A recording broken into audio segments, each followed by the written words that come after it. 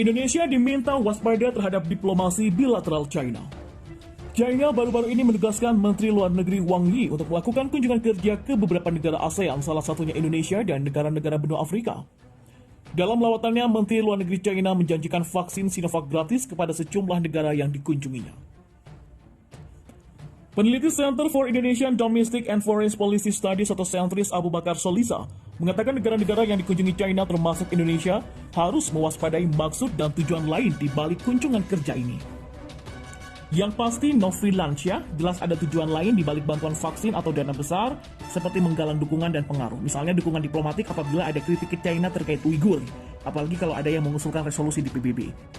Kata Abu Bakar Solisa saat dihubungi oleh wartawan pada Senin hari ini. Saat ini China masih dirundung berbagai persoalan yang menjadi sorotan dunia seperti diskriminasi etnis Uighur, konflik dengan Taiwan dan Hong Kong, masalah perbatasan dengan India dan terbaru yang kembali memanasnya rivalitas dengan Amerika Serikat. Abu Bakar mengingatkan Indonesia dan negara-negara yang dibantu atau menjalin kerjasama bilateral dengan China agar tidak tergantung, apalagi masuk dalam dilema ketergantungan dengan negeri tirai bambu ini. Indonesia dan negara-negara dunia lainnya jangan berlebihan kepada China soal ketergantungan karena dapat mempengaruhi independensi sikap dalam mengambil kebijakan dalam maupun luar negeri, tutur Abu Bakar. Saat ini sedikitnya 23 negara dunia mengalami kebangkrutan karena tidak dapat membayar apalagi melunasi utang dalam perjanjian kerjasama negara tersebut dengan China.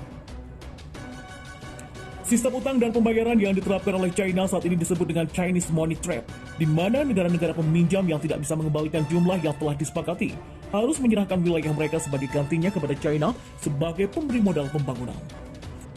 Jadi kalau terjebak dalam utang yang tidak dapat dibayar bisa jadi semi-kolonial seperti terjadi di negara Sri Lanka. China itu punya 85% saham dan berhak mengelola pelabuhan Sri Lanka yang mereka modali selama 99 tahun. Jadi harus hati-hati khususnya kita Indonesia, katanya. Selain itu, Abu Bakar menilai negara yang bekerja sama dengan China bukan hanya akan menghadapi permasalahan ekonomi, namun juga persoalan geopolitik di negerinya. Hal ini dikarenakan tengah berlangsung rivalitas antara China dengan Amerika, di mana kedua negara tersebut saat ini tengah menggalang negara-negara dunia lainnya agar berada di pihak mereka. Jadi ini mirip-mirip perang dingin dulu, masing-masing cari pengaruh untuk mendapatkan negara lain sebagai sekutu. Jadi jangan mau menjadi pion dalam pertarungan ini ya antara China dan Amerika. Jangan terjebak dalam perang proksi karena dapat terjadi konflik ideologi dalam negeri.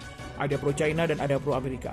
Dan bisa jadi nanti konflik internal yang menjurus pada perang saudara bila tidak diantisipasi, kata Abu Bakar. Sementara dilansir dari FVP, langkah pemberian gratis vaksin Sinovac menjadi strategi China yang membawa banyak manfaat.